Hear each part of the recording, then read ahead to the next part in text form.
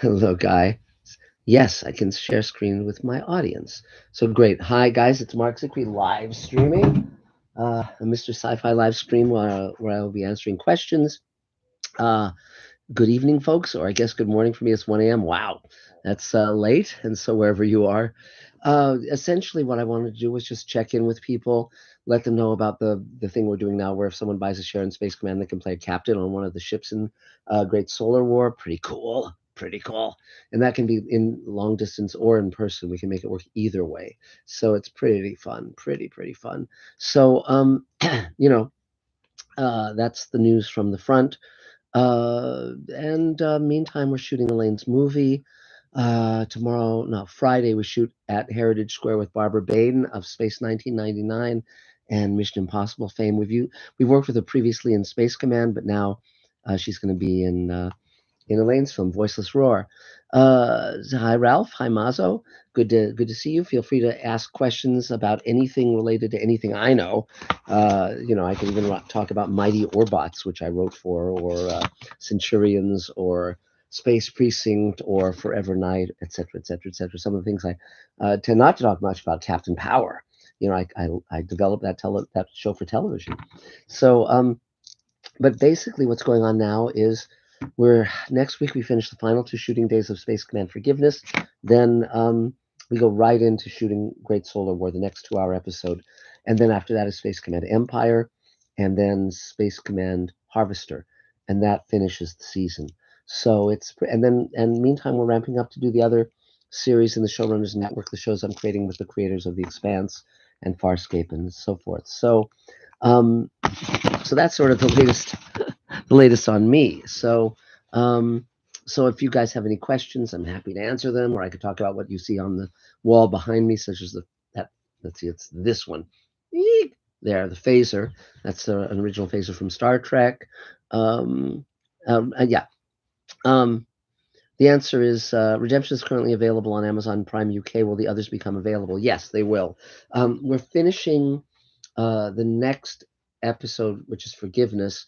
We've got a lot of the visuals put in, and that should be ready soon. In fact, I'm playing it on my monitor, which you probably can't see much of it, but it's pretty cool, pretty cool, and you know, and uh, and that'll be available. All of them will be available on downloading and purchasing and all sorts of stuff. So, yeah, very much so. And every now and then, Elaine and I are in the UK. So, next time we're in the UK, give a holler. And anyone who wants to come meet us in London or Hay on Wye, wherever we are, that's Wales, of course. Um, uh, you know, let us know because we can always share a lunch or a dinner with somebody. So let's see. Mazza says, I've been rewatching Sliders and reading the background of the mess of production for that show. Jerry O'Connell and JRD, I talked about wanting to reboot. Would you do it? Well, I don't know the rights. So it would basically be the studio, I think, would own the rights. Um, in terms of wanting to reboot it, I'd let other people do it. I mean, I've been there, done that. I'm proud of the season we did. I was producer on the fourth season. I wrote a number of episodes and also rewrote a number of episodes where my name isn't on them as a writer, but it's me. So, like the internet one about Romeo and Juliet, that's one of mine. And the clone one, I think I did that one too, et cetera, et cetera, et cetera. So, but yeah, there was a lot of infighting on the season before, not during our season. Our season, it was Chris Black and Bill Dial and me basically writing all of them. And we were taking pitches in the morning, or I'm sorry, in the afternoons every day. And so 11 of the episodes we bought as freelance scripts, and 11 we wrote in house. But we ended up writing page one rewrites on all the freelance scripts because they weren't living the show day in and day out as we were. Let's see. Yeah. I'll announce on Mr. Sci-Fi when I'm going to be in the UK. Yes, we're on Amazon Prime. We're on Google Play.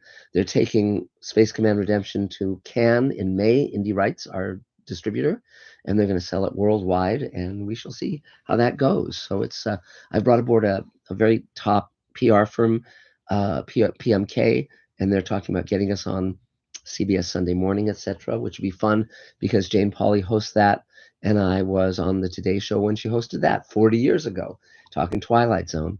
So let's see what these are. I'm on Slide Cage. Slide Cage was an episode I wrote and produced that was shot the same week as Far Beyond the Stars. So I actually got a photo with both casts, with me in the same clothes, the same day at two different studios that were shooting my work. That was a terrific day. In terms of writing them all, ultimately, yes, the three of us wrote them all, one way or another, and so we were outlining them, structuring them, writing them, everything. And it was very fun. And we were on the Universal lot, and our sets were there, and our cast was there, and it was super fun. Expected date for Forgiveness release sometime this year. I don't know. It depends on how quickly I can raise money. We're selling Space Command shares. We're doing Kickstarter campaigns. That's how we raise the money. The more money I raise, the faster it goes because we have visual effect shots, sound design, music, at all costs. So anyone who wants to buy Space Command shares for $7,500 each, many of our investors have bought multiples. It just speeds the plow. You're welcome to come on set. You're welcome to play a role. Um, it's very fun. So let's see. Um, I'm enjoying Slide Cage and would love to hear you talk about Far Beyond the Stars as much as you want. It's one of my favorite treks ever. Yes. Happy to do so. If my voice sounds a little hoarse, I'm just getting over a cold, so I'm drinking hot tea. Okay. So Um, Slide Cage, I'll tell you something about Slide Cage first. I heard one of the lessons I learned from Twilight Zone, because I wrote the Twilight Zone Companion, was Rod Serling shot it at MGM, and he had access to every movie, TV show, everything ever made or built for any MGM production ever. So that's why you see so much from Forbidden Planet in Twilight Zone. So when I was a producer on Sliders at Universal, I said to them, "Do we have access to all the props, costumes, sets from any Universal production ever?" And they said, "We don't know. No one's asked that question before." And then they came back and they said, with very few exceptions, yes. So we were using stuff from 12 Monkeys. We were using stuff from Best Little Whorehouse in Texas. We were using stuff from Jurassic Park. So with Slide Cage, I was on our standing sets on stage 3, and I heard that Time Cop, the TV show, had just been canceled, and they were going to tear down those sets. So they were on the next studio soundstage over. So I went over to that soundstage, and they were amazing sets. And so I immediately thought of a plot that could use them. I came up with Slide Cage right then and there, and I said to them, "Put a pin in it." So we got $500,000 worth of sets for free. So that, and the costume that the guy wears that looks like a spacesuit, that's from 12 Monkeys. And at one point, that guy says, "Well, my favorite show was Beauty and the Beast, uh, not the Disney one, but the Ron Perlman one." That was an in joke because originally that role was supposed to be played by Armin Shimmerman. I wrote that role for him, but there was a 1 day overlap with Far Beyond the Stars, and we couldn't get him. And so that line is still in. The joke is that we both worked on Beauty and the Beast. He played a character named Pascal.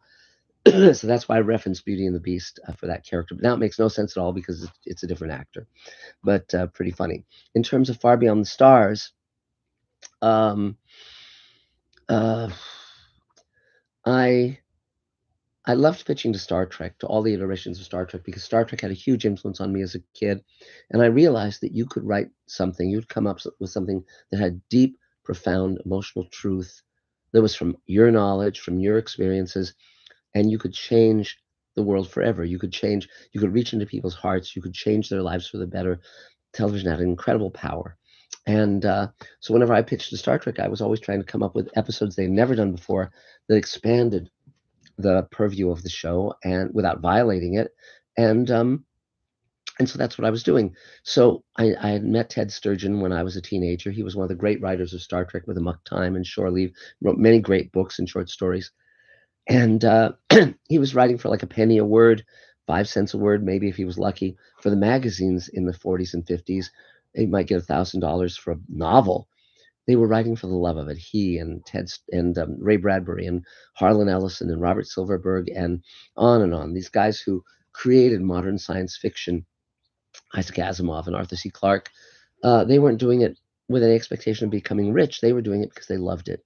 And the Star Trek audience, the Star Wars audience, they don't know a thing about that world, a thing about that time. They don't know about Galaxy Magazine, If, Astounding, any of those. And I wanted to show that world. So I came up with the idea of we're back in the 50s, and our DS9 characters are playing writers, science fiction writers in that era.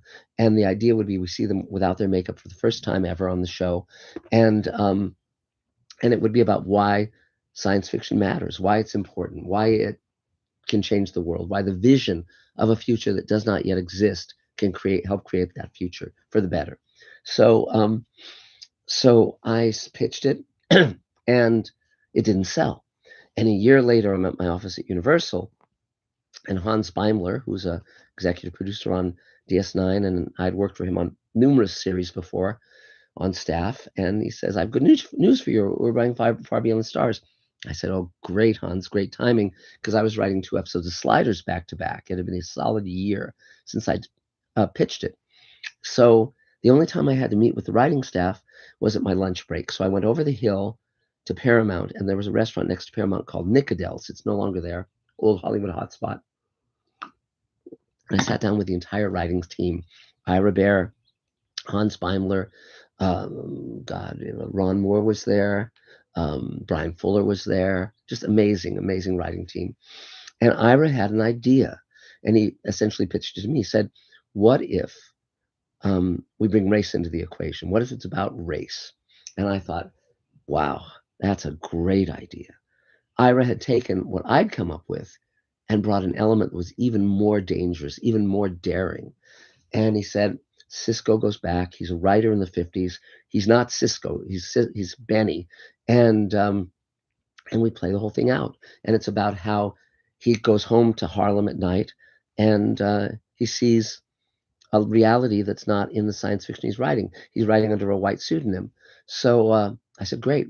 So that weekend, we broke the story right there in that lunch.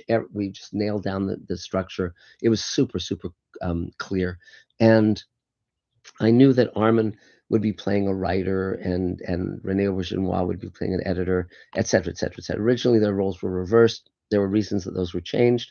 Um, but I just knew that we were going to see everybody for the first time. And I told Armin this when I came up with the idea, because he was a friend, and uh, and so there. So I wrote the outline that weekend at my office at Universal, and it came out great. And I was curious if there were any black writers who were hiding behind a white pseudonym or having a career behind a white pseudonym. So I called Harlan Ellison, because a lot of Harlan's reminiscences had informed what became Far Beyond the Stars.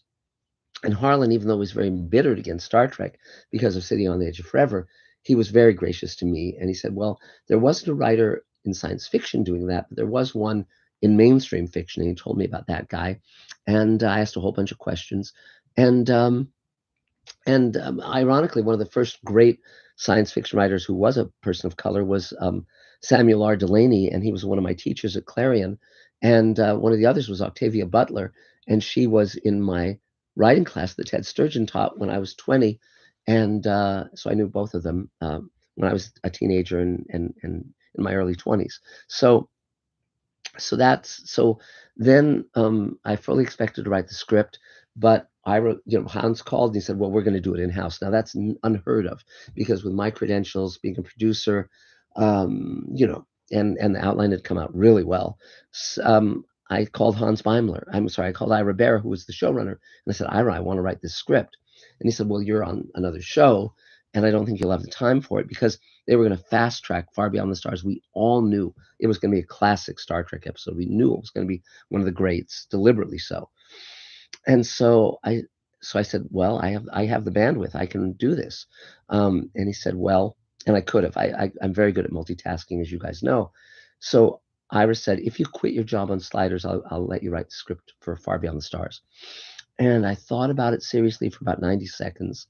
But I was writing 2 episodes of Sliders back to back. The team was relying on me. I couldn't pull the plug. They would have been so fucked. And so I had to regretfully say, no, I'll have to keep my job here. And but the outline was solid. The story was nailed. And Ira and Hans Beimler did a great job on the script. And then, as I said, I went on the set when they were shooting. And it was quite wonderful to be there. And so that's sort of some of the background on it. So let's see if we have other questions. Yeah,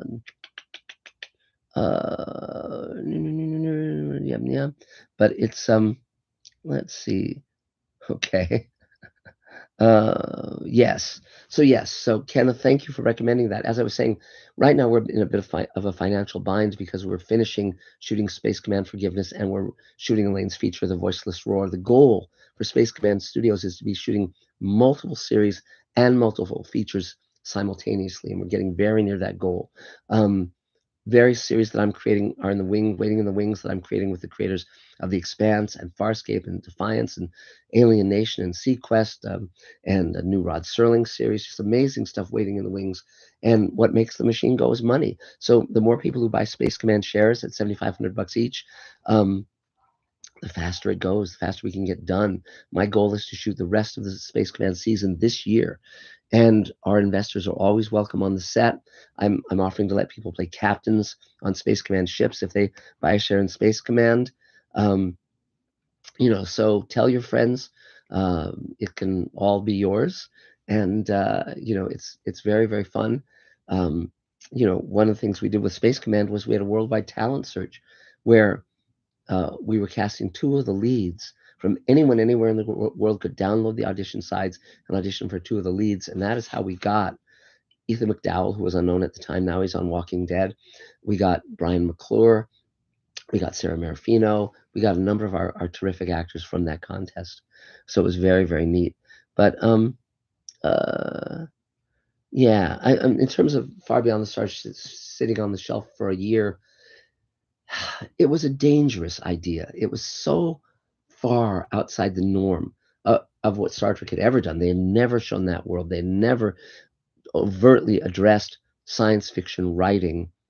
It's very meta. It's a very Twilight Zone idea. When I was having that lunch with the writing team, Ron Moore said, we loved it. They all loved the Twilight Zone companion. They were all Twilight Zone fans, and they said about Far Beyond the Stars that we want it to be a Twilight Zone episode, and certainly that's what it was in its whole approach.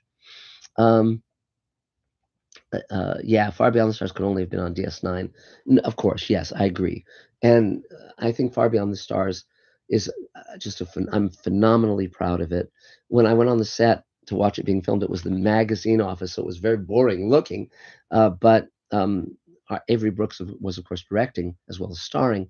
And there was a scene, and they finished it, and he said, and he was kind of glancing over at me because he didn't know me. I'd never met him, though I was friends with Armin. And so he said, cut. He said, everyone, take a lunch break. So I walked up to him. I said, Mr. Brooks, I'm Mark Zicree. I came up with this story. And he said, everybody, stop. And they all stopped. And he put his arm around me. And he said, say to them what you just said to me. And I said, I came up with the story? And he said, he came up with the story. And they all applauded. And it was a wonderful moment. And so that was really, really great and very gracious of him to do that. So let's see. Yeah, I'm very proud of Far Beyond the Stars. I'm very proud of most of the things I've written. I mean, I get to live this life where I'm on both sides of the glass, the TV screen.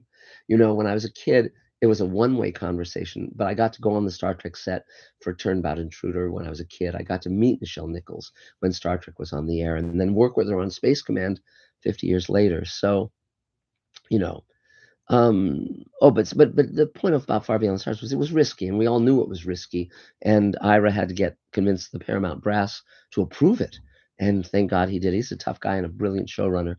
Um, let's see. Uh, did we suffer any cold reactions to Far Beyond the Stars? No, I've never heard a negative about it. Um, to have a major studio say that cops kill black teenagers, they murder them and they get away with it. Just to have that is so profound. To have a major studio in the 1990s say that 20 years before, Black Lives Matter. I mean, that episode has more currency now, is more relevant now than then. It was shockingly uh, real and shockingly true, and it took on racism head on. Really remarkable, really remarkable. So, yeah, but ask anything else you want to know, guys. I mean, I'm here for a few minutes to talk to you and share my experience and share my knowledge. And you guys are great. It is such a joy to be a part of this journey with all of you. Pretty soon, I'm going to do a Mr. Sci-Fi about my wall, all these things on my wall that the letter from Gene Roddenberry, the photo of Ted Sturgeon, on and on and on. The drawing I did of Harlan Ellison when I was a teenager, so forth. So neat stuff. And meantime, we're just getting all the spaceship sets ready to start shooting Great Solar War in the next couple weeks. It's going to be a very, very cool episode. Lots of very cool stuff in it. And I can't wait to share it with you. What is one show that you wanted to write but you never got a chance? I wouldn't mind taking a crack at some of the new Star Trek shows, Picard or Strange New Worlds. I think they keep kind of every now and then they'll do well, and then they kind of falter. I think it's a very shaky writing team, and I would love to come in and be part of that. What else? I mean, I would have loved to have been on staff on Next Gen or DS9 or any of those. It just didn't pan out. Although I was on the lot and doing Friday the 13th series and all these other shows, but I'm so glad I got to sell to Star Trek: The Next Generation and to DS9, and kind of make my mark on something that had been so meaningful to me. Um, yeah, but Star Trek Prodigy, it's funny that you mentioned that because, I started in animation with Smurfs and He-Man, Super Friends, Real Ghostbusters, Black Star, on and on and on and on. So it was fun to write animation back when I was a kid. It really, really fun. And Liberty's Kids, that's another show I wrote for. Um, yeah, but I haven't really watched Prodigy, so I have to check it out. But that'd be fun. It's all fun. Um, Yeah, yeah. But I'm glad they've got Star Trek up and running again. As fitful as it is, as hit and miss as it is, the production values are gorgeous. They're really putting money into it. We'll see what happens as it progresses. So, other questions, or I can just keep talking. Um, the fun, it's so fun to imagine something in your head and then write it and then produce and direct it and then share it with the world. I Television is my art form. I've always loved television. I'm the first generation of television kids. Ironically, Elaine grew up, my wife and partner, grew up with radio. So when you mentioned Lone Ranger to her, she's the radio version, or Jack Benny or any of those things. I grew up with television. So the Lone Ranger is a TV show to me. And so we're very different in our orientation in terms of just the media that informed us, so that's, yeah. But I definitely will check out Prodigy. So this is, um, I'm trying to think of what else I can tell you. I have a new book out, Love Gloria, which is about my mom. So you can go on Amazon and pick that up. And if you've ever wanted to have a career in film or TV or books, I wrote Greenlighting Yourself recently, which tells you how to do all the stuff I've done. And also it takes lessons from Ray Bradbury and Harlan Ellison and Guillermo del Toro and so forth, all the people I've known. So, it's very, very fun to have gotten to know so many of my heroes and learn from them and be mentored by them. Uh, huh. Okay. I'll check it out. Welcome to our village. That's pretty fun. I'll search for it. I'm also a huge fan of old radio. I mean, Journey into Space, the Charles Chilton series, is one of my all-time favorites, and I really wish I could have met Charles Chilton. He lived into his 90s, but sadly that was never to happen. But I do hope to reprint the Journey into Space comic book in the near future. So we'll see if I get to do that. Um, yeah. Um, so it just keeps going, and if anyone has suggestions for actors they'd like to see in Space Command, I can absolutely go after them. Aggro Squirrel, I'll check it out. um, Fun. And of course, I'm a huge fan of The Prisoner. In fact, Elaine and I visited Port Marion and stayed in one of the cottages there, one of the apartments. It was absolutely um, unforgettable, wonderful. And The Prisoner is one of my all-time favorites. It was just unique. It's interesting that they're theoretically going to be making a movie of it now. Whether that'll be good or bad, I can't say. It definitely won't be Patrick McGowan. He was, again, unique and temperamental and difficult and perfect for that role and for that show. So other questions, guys? Other things you'd like to know? I'm happy to. I hope you've been enjoying Mr. Sci-Fi. It's we just got hit 100,000 subscribers. Please spread the word as much as you can. It's always appreciated. And so yeah, yeah. The reboot they did a few years ago on The Prisoner was terrible. And again, sometimes the cake doesn't rise. It's hit and miss. Sometimes people come to something with the best of intentions and it doesn't work. I just watched Fallout on Netflix, which I actually liked. I haven't ever played the game. I'm not a video game person, but I thought it was a very well done show. We'll see how the second season goes. Let's see, how many episodes do you want to do of Space Command total? Right now, um, hang on one second, guys. Um, Elaine, can you explain to Richard Ford that I'm doing a live stream, but just see what he has to say? There. Hi guys, sorry about that. I am multitasking. So, but right now we're scheduled to make 12 episodes, 12-hour-long episodes, plus the animatic prequel, which is made up of the graphic novel and the audio play. Now we may go beyond that. We'll see how that works as we move into full production on the Showrunners Network. But we are creating an ensemble of actors. So the idea with that is that the actors that are in Space Command we use in our other projects and build upon that. So for instance, Bob Picardo is in Space Command and also in the new show I'm doing with Rockne O'Bannon, Sweet Haven. Um, Armin Shimmerman is in Elaine's new film, as well as in Space Command. On and on and on. Gates McFadden's coming up, Veronica Cartwright, Christina Moses. Who else? Who else? I'm just going through all these people in my head. Ethan Phillips. Whoever I like, whoever's interesting to me, whoever I think is talented. Oh, thank you about Magic Time. Magic Time is one of the series we're going to be doing as part of the Showrunners Network. So again, that's in waiting in the wings. For those who don't know, I wrote a trilogy of books called Magic Time, based on a pilot Elaine and I write, where all the machines in the world stop running and magic comes back. And I highly recommend you check out the books. There's also a radio play that we did starring Armin Shimmerman and Christina Moses. You can buy that on Audible. And let's see. Any good books you can recommend? I liked The Martian. I'm just reading Veraconium now, which is a sort of science fiction slash fantasy, which I'm quite liking. I just read Nuclear War by Annie Jacobson, which I really liked. I thought it was extremely well researched and interesting. What else have I been reading that I like? I'm very eclectic. Recently read a book on how the Music Man, the musical, was created. It was very interesting.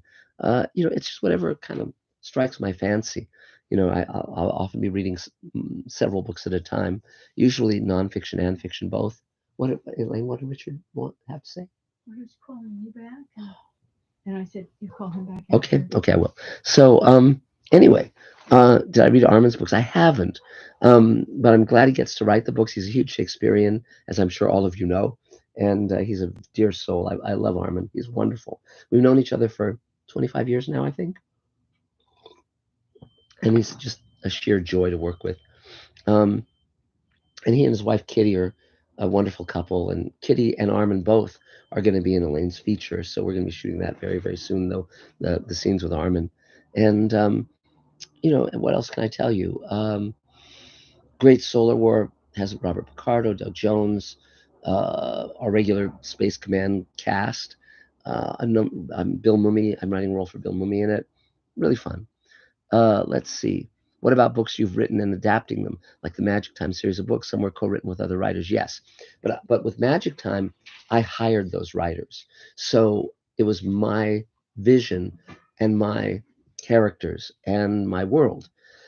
So essentially, we would, like with Barbara Hambly, we would outline that book together, but it was very much derived from the pilot I'd written, and so forth. So, and I own Magic Time outright. That was part of the contract. They were work for hire. So, and then in terms of the other books I've written, Twilight's Own Companion, of course, I wrote on my own. The book with Guillermo del Toro, I wrote with Guillermo. Greenlighting Yourself, I wrote on my own, and the book about my mom, I wrote on my own under Ray Bradbury's tutelage. Yes. So, And yet I haven't read Cities in Flight by James Blish, and I have read The Stars of My Destination by Alfred Bester. Very interesting stuff. Magic Time, the show is not out yet, but you can listen to the audio play, which Elaine and I wrote. This stars Armin Shimmerman and Christina Moses of A Million Little Things, and it basically covers the ground that the pilot covers.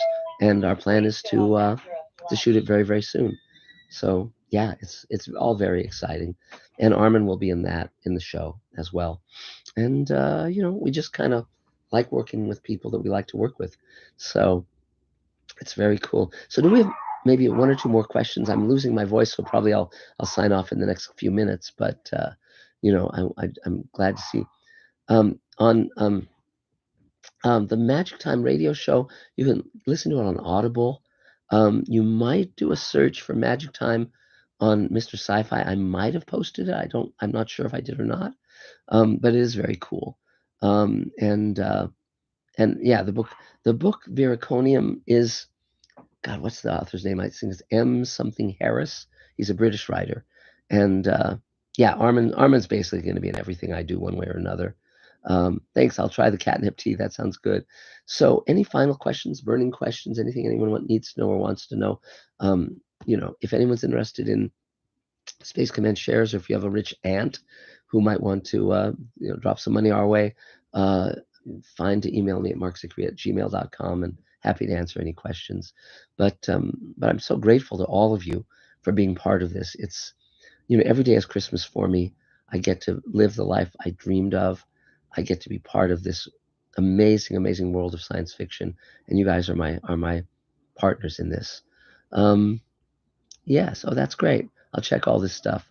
Um, yeah, let's in a week or so, let me maybe what I'll do is a live stream from the studio. That'll be very fun because we'll be shooting.